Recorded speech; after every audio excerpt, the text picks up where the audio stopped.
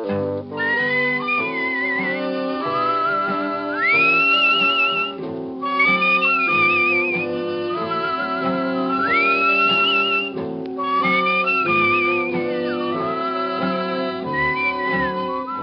Dick Powell as Richard Diamond, private detective.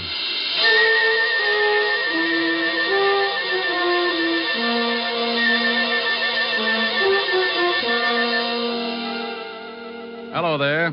I'm Diamond. I wonder if you've got any idea how much trouble a private detective can get into sometimes. Well, if you happen to have an office at Broadway and 53rd Street and the sign painted on your door reads Diamond Detective Agency, you're a setup for more trouble than a guy who goes bear hunting with a switch. I know, because I've got that office and the sign painted on the door. Sure, I've got a lot of idle time, and I use it up sitting around with my feet on the desk, waiting. But idle time can be as dangerous as a rattlesnake taking a sunbath. It's just a preliminary, a lull before the storm. You might wait an hour, a day, or maybe even a week. But the quiet minutes keep multiplying, and sooner or later, things come to a head. Like one day last week. I'd been working on an extra long lull that didn't look like it was going anywhere. But in another part of town, a union meeting was taking place. It was going to keep me jumping around like a hungry flea at a dog show. I wanted to talk to you men. It's time that we did something. The Laborers' Assistance League is already functioning in a great number of factories in this city. And it's getting a stronger foothold all across the country. It continues to expand and gain power because it operates best where there's growing unrest and discontent within the factories. Now, they cause trouble and make it look like the union's not doing a good job for the worker. I know for a fact that 4 or 5 men can sit in on a union meeting and cause enough trouble to make it look like the whole union is wrong. Now, this union is getting along fine.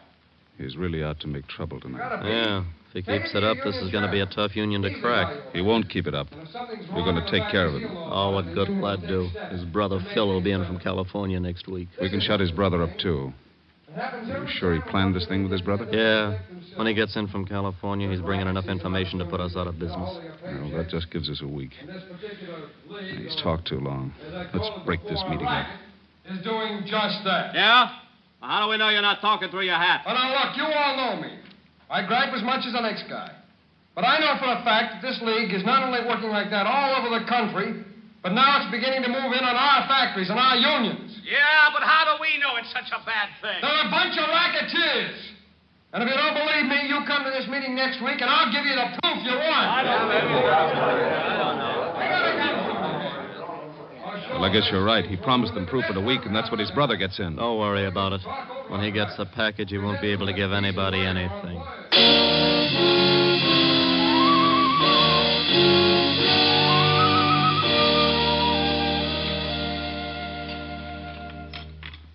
Tom, bring in the rest of the dinner dishes, will you? Oh, sure, honey. Here, Mama, let me wash them. You talk to Tom for a minute. He's going to another meeting tonight. Oh, meetings. Always meetings. Oh, Tom, you're working too hard. Don't worry, Mama. Phil will be home tomorrow. He'll help me. Oh, this is not a good business, Tom. The phone call, the threats. Come on, Tom. Tell Mama. No, I can't, Mama. It'll all be over soon. Now, come on. We'll help Marge. I told you to go sit down and relax. You sound like I was getting to be an old lady. You take the dish towel, and we'll both do them, huh? Yeah, honey.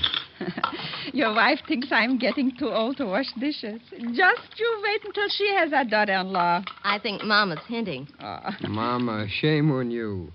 You give us the time to get the son first, then there's plenty of time for a daughter-in-law. Well, I had you and Phil by the time I was 18. Marge is 22, and you've been married over a year now. Mama, if you're so set on me raising a family, why don't you talk it over with Marge? Maybe you two can think up something. We'll let you know. Well, you do that, will you? You better hurry up, Tom. You'll be late for the meeting. All right, Mama. Oh, I'll get it. No. You say goodbye to your lovely wife. Why, thank you, Mama. You know, before your father died, I only had time to raise 2 screaming roughnecks. But now I plan to be the grandmother of at least 5 more. How about it, honey? Think we ought to make Mama happy? This is a conspiracy. Who do you think's going to get left with all the work? Maybe just 3 then, huh? silly. I love big families. Oh, I thought so. Smooching when you ought to be on your way to the meeting. Can't a guy even smooch with his own wife? Who was at the door, Mama? Oh, the mailman. He left our special delivery package for you, Tom. It's in the living room. For me? Yeah. Must be from Philip. It's from California. Oh, he must be sending some stuff on ahead. Well, why don't you open it, Mama? Maybe it's something for you, too. Oh, the women have dishes to wash. It's addressed to you. If you don't want to open it now, so leave it till tomorrow. Now, go on. Get out of my kitchen. You know go. you're sounding more like a mother-in-law every day. Oh. Okay, I'll open it. You know, maybe it'd make you happier if you knew that Marge and I decided on 5 kids. Children are not kids. Kids are goats. Well, you never know. Tom, John Wagner called you earlier. Wagner? What do you want? He didn't say. Who's the package from? Oh, that's from Phil, all right. I know it's a surprise because he sent it to me at the shop first, and then they sent it on here. Wonder why I didn't get it at the shop. Well, what is it? Just a second, Mama. Wrapped up pretty tight. Boy, it's sure heavy.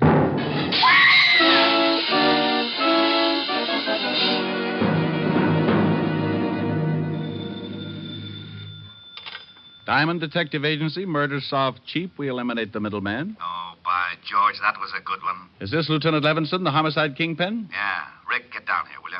What's up, lover? Something pretty nasty. Well, tell Otis to stop leaving his bubble gum under the seats. No kidding, Rick. This is something that you ought to know about. Well, stop sounding like an auctioneer at a mortuary and tell me what it is. You know the Waxmans? Mama Waxman? Yeah. Sure, I had dinner over there last week. Took Helen. What's happened, Walt? Last night, someone sent Tom Waxman a box with a bomb in it. What? I knew you were a friend of the family, and I've got to talk with you. Come down here, will you? You know it. I closed the office and grabbed a cab for Walt's precinct. All the way over, I kept thinking about Mama Waxman and her 2 sons. I'd known the whole family when I used to be on the force.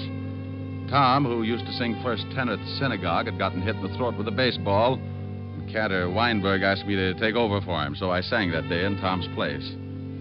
Mama Waxman heard me and asked me over later for the best dinner I'd ever eaten. We've been friends ever since.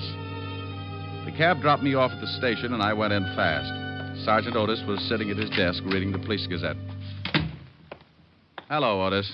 Stop panting. They're just pictures. Oh, it's the comic gum show. Go on in, Diamond. The lieutenant expects you. Well, thanks, Sergeant. Oh, by the way, when are you going to get a haircut? You're beginning to look like Rasputin with a Tony. Hello, Walt. Sit down. I got a real headache. How much damage did the bomb do? Plenty. Killed Tom and put his wife and mother in the hospital. Mama Waxman's pretty bad. Oh, that's awful. Any line on the killer? Yeah, that's why I got this headache. We're, holding Phil Waxman, Tom's brother. Holding Phil? Are you crazy? Those 2 kids were inseparable. Tom's wife said that the box the bomb came in was from Phil. She heard Tom say so before he opened it. Well, she could have been mistaken. Someone could have copied Phil's handwriting. The story's got more holes in it than a fishnet. The package was sent from California, Rick. That's where Phil was. He got in this morning, and we picked him up at the train. What does he say? I thought at first he was going to say plenty, but then some guy comes in and says that he's his lawyer. After the guy left, Phil shut up like a clam. He denies the crime, doesn't he? Oh, sure, but that's all. Can't get anything else out of him. Who was this guy who claimed to be his lawyer? I got it right here. Name is John Wagner. You check on him? Yeah, he's a lawyer, all right, but we can't find an address on him. Moved his offices about 3 weeks ago. Can I talk to Phil? Won't do you any good. But if you want to, have Otis take you over to the tombs. I won't have to hold Otis's hand, will I? Oh, go on. Get out of here.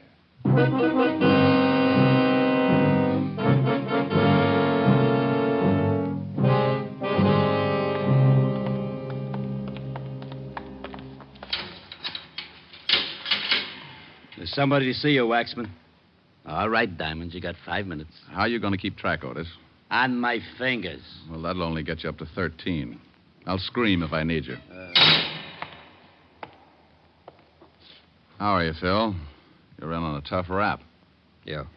You want to tell me about it? I've told the police everything I'm going to. Who was the lawyer who came in to see you? Just a lawyer. John Wagner? Just a lawyer. Look, what were you doing in California? Now, Phil, I know you didn't send that bomb. Why don't you open up and get yourself free? I've said all I'm going to say. Now, get out of here, Diamond. Oh, it's like that, huh? Yeah, it's like that.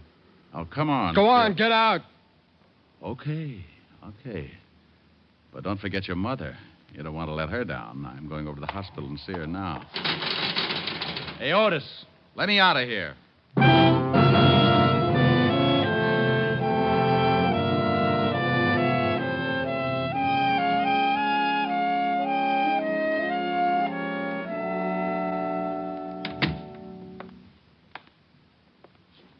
Hello, Mama. What? Who? Oh, Richard. How's my big policeman? Fine, Mama. Did you know that one of my wonderful sons is dead? Did you know that, Richard? Yes, Mama. Now, you take it easy, or the doctor won't let me stay. They killed my Tom because what he said was the truth. And that's why they are bad. Because they don't let people tell the truth. Who, Mama? My boy Phil knows. He will tell everything about them, and then they will be arrested. Sure, Mama, but who does Phil know about? I just saw him, and he won't tell me. Mama. I feel so sleepy. I'm tired. Mama. You'll have to leave now, Mr. Diamond. Is she asleep, nurse? Yes, we gave her an injection before you got here. Oh. Well, then may I see Mrs. Tom Waxman? For a minute, yes. She's in this next room. She isn't as serious as Mrs. Waxman, but she has to rest. I'll give you a minute with her.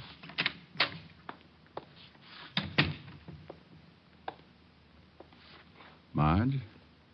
Yes. Who is it? Rick. Oh. Oh, now, come on. You got to help me out. I'm the guy that's supposed to make people laugh. I'm the cornball with a bad line of chatter, remember? I can't help it. I'm sorry, they gave me something to make me sleep, and things don't make too much sense. Look, dear, I want to help Mama, and I want to help you, too. But the nurse will only let me stay a minute. The police are holding Phil. I just came from seeing him. Did he tell you anything? Nothing. I made a mistake and told the police that the bomb had arrived in a package from Phil. I didn't think... They can't believe Phil would ever do a thing like that. He was helping Tom. Mama said Phil knows who did it. He doesn't know. He just knows who's behind it. I'm pretty sure I know, too. Who, Marge? Tom's been making speeches against an organization that call themselves the Laborers Assistance League. I've heard of them. King-size bunco game. Yeah. Phil's been in California. He joined the league and found out a lot of things about it. He used to write Tom once a week. Your time's up, Mr. Diamond. You'll have to leave. Just a second. Marge, did Tom tell anybody what his brother was doing? I don't know. There was a man named John Wagner that called Tom all the time. John Wagner? He's a lawyer. Please, Mr. Diamond. Did he tell any of the men who work in the shop with him? Yes, I think so. Mr. Diamond, I'll have to call the doctor. Please, nurse. This may mean another man's life. Marge, who did he tell? Well, I can only remember one person, Ralph Pryor. Pryor. Mama used to fix Tom and Ralph dinner after work sometimes, but he was Tom's closest friend. Okay, Marge. Now, you take it easy, and I'll see what I can do. Please, Rick, find the men who did this. Yes. Well, I'll try. All right, nurse. I shouldn't have let you stay this long. What would I have to do to get you to take care of me? Have an accident. Well, I'll see what I can come up with. Bye.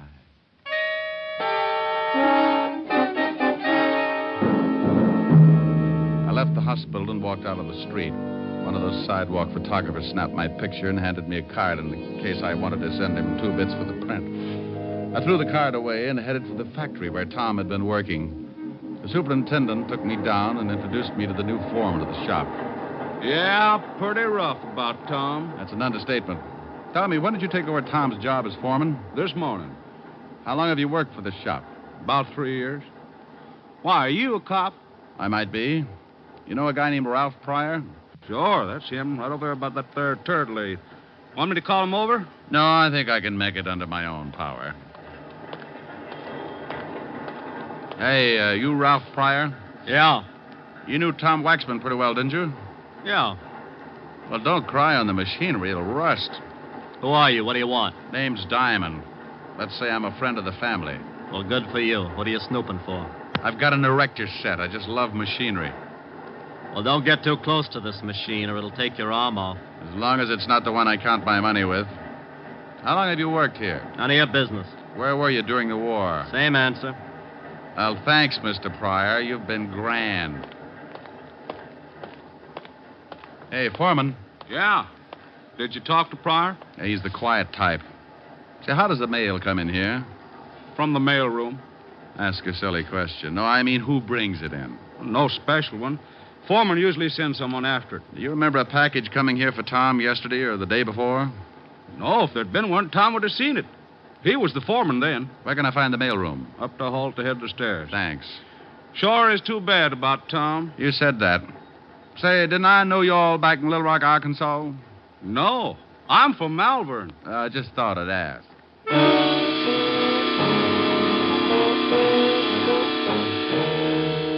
I went up and talked to the mailroom clerk, and he was a little more help. There had been a package for Tom. He told me that he'd sent it down along with some other mail, but he couldn't remember who'd picked it up. I was beginning to get warm, and I knew it. So I slipped into a phone booth and put in a fast call to Lieutenant Levinson. Homicide, Sergeant Otis. Otis, let me talk to the lieutenant. Oh, it's you, Diamond. Why don't you stop playing like a detective? Why don't you buy the lieutenant a necktie for his birthday, a fuzzy green one? You think he'd like that? Sure, and if the clerk hasn't ever seen a fuzzy green one before, just show him your tongue. Now put the lieutenant on. Lieutenant Levinson. Walt, did you find out anything about that bomb? Oh, yeah, Rick. It was dynamite. Highest grade. But I don't see how it could come all the way from California through the mails without the caps blowing the whole thing up. Neither do I. Do me a favor, will you? Pick up a Ralph Pryor. He works at the same shop that Tom Waxman did. What can I hold him on? Just pick him up for questioning. Since when do you need an excuse? Now, you wait a minute. If you know something about this I've case, just got a hunch. Pick the guy up, and I'll be down in a little while and tell you all about it.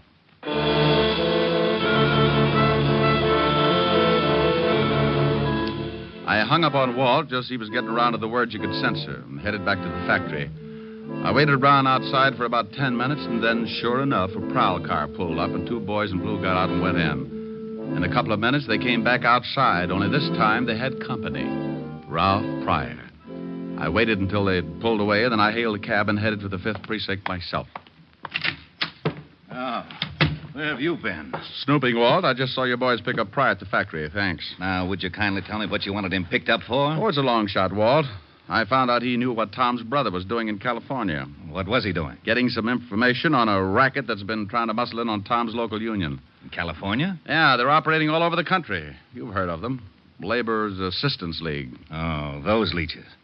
Well, I still don't see what this has got to do with Pryor. Well, I think that bomb was sent from the factory here in New York. I found out a little while ago that in order to get hold of that package, the killer would have to be working in Tom's shop. You think Pryor did it? I'll tell you better when I see if anyone comes down to get him out. Well? Well, what?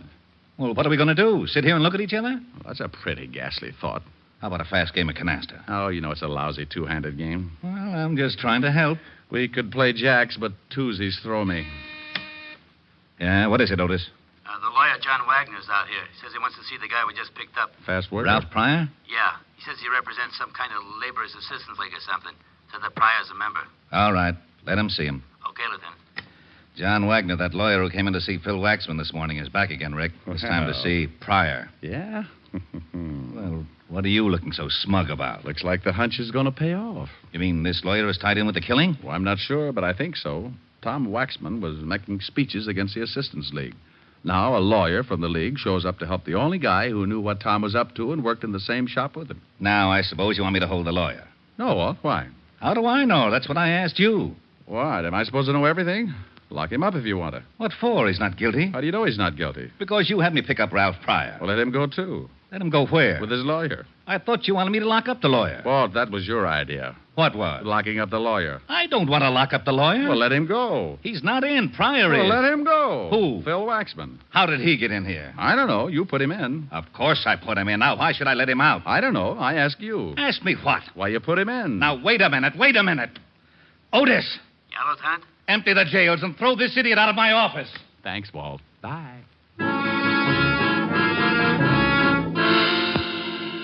I went out in the squad room and spotted the lawyer just as Otis started back into Walt's office with a glass of bicarbonate. He was a little guy, dressed neatly in a Homburg, blue suit, and spats. I made sure that he was my man, and I went out in front of the precinct to wait. I hung around for about half an hour until he finally came out, and then I started the tale. He grabbed a cab, and so did I.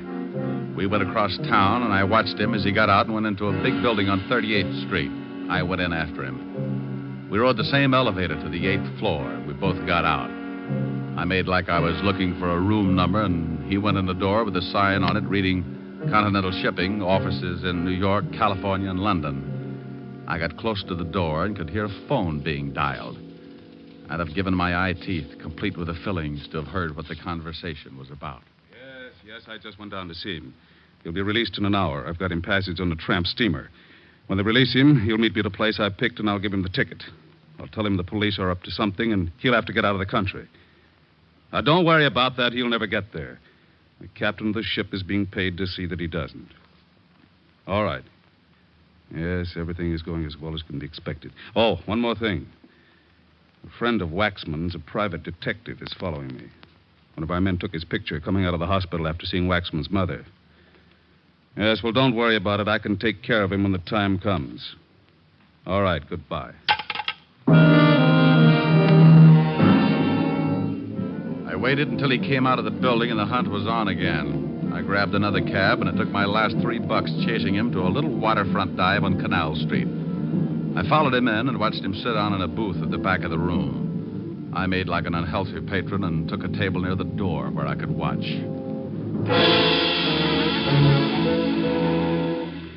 An hour later, a guy walked in and headed for the lawyer's booth. He was Ralph Pryor. He talked with the lawyer for a minute, then took an envelope from him and got up. He went out, and I went after him. If I was right, he was my killer, and the lawyer could wait. Ralph, I want to talk to you.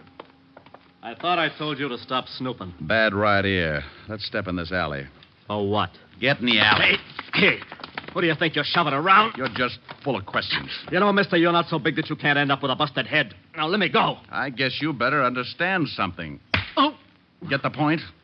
Well, you dirty... You don't want to play, huh? Oh. Oh. Oh.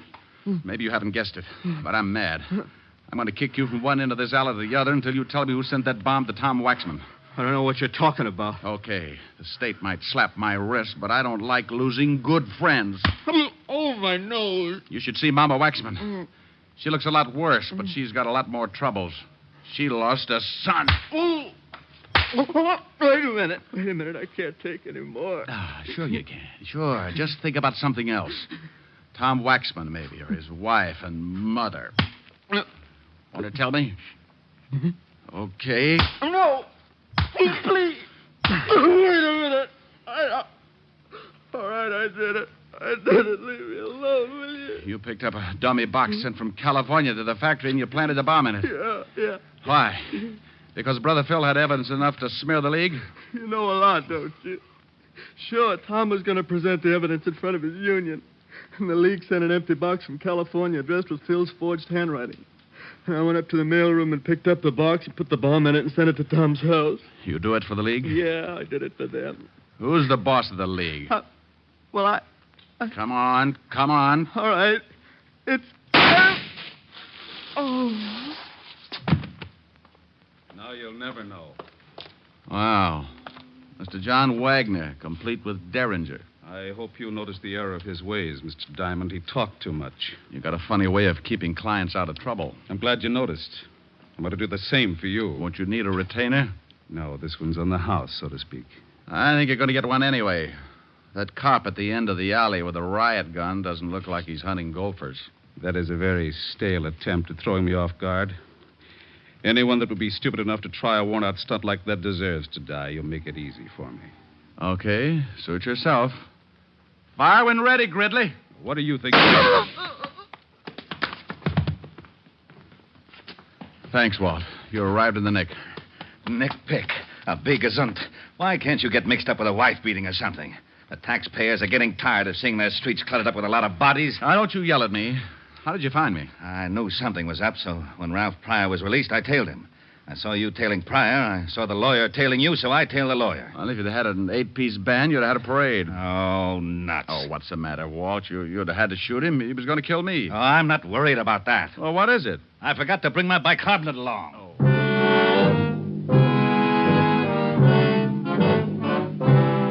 Well, the wagon came and crated Pryor and the lawyer off to the morgue. When we got back to the station, Walt put in a call to the feds and told them to check the Labor's Assistance League in California and pick up the guys who sent the package through the mails. Using the mails like that can be a tough rap. And 3 weeks later, the government closed in. They picked up the big wheel and threw the whole bunch away for 10 to 20. Tom's brother, Phil, was released, and he went in front of Tom's union and gave them the evidence he'd collected while he was with the League. Needless to say, the League wasn't represented that night or any night after that. About 3 weeks after Mama Waxman came home from the hospital, she invited me over for one of her famous dinners. I brought Helen, and her butler Francis came along to help with the serving. Oh, Mama, I'm stuffed. Oh, but Richard, you didn't finish up the cheesecake. Can't make it, honey. I can't move. Oh, the Helen's a good girl. She ate everything in front of her. You know what? You two should get married. Her appetite is the best argument against getting married I can think of. Keep working on him, Mama. All right. Now, let's all go into the front room. If I know my big policeman, he still likes to stretch out on the couch, huh? You are so right. Here, let me help you, Mama. Thank you, Richard.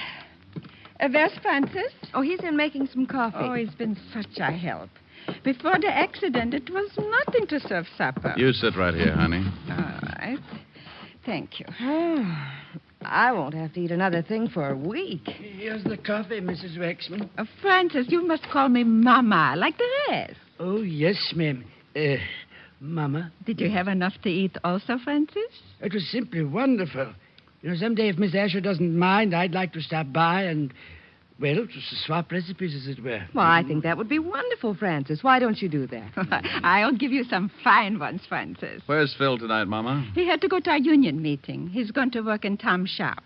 He also asked me to thank you for singing at the funeral. Glad to do it, Mama. Richard, we always wondered where you learned to sing in Yiddish. Well, I used to pound a beat on the Lower East Side. Well, would you do me a big favor, Richard? Sure, dear. I'm feeling a little sad about my boy tonight. Would you sing something for me?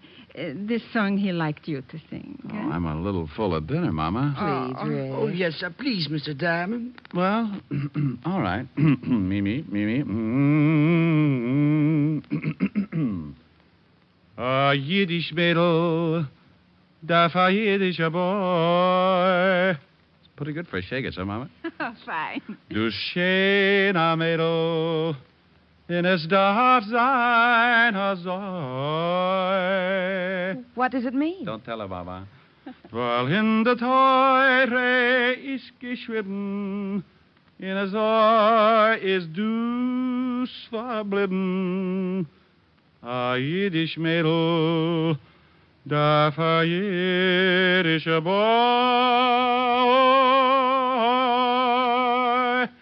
Hi, Hosenkale, Mazel tov. Oh, that was wonderful, Richard. You know, you would make a fine cantor. Well, thank you, Mama. How did you like it, Francis? Ha! Als een hazen bis der gitten dis was dit. What? Francis. What did he say, Mama? He said as a cantor, you would make a fine dishwasher.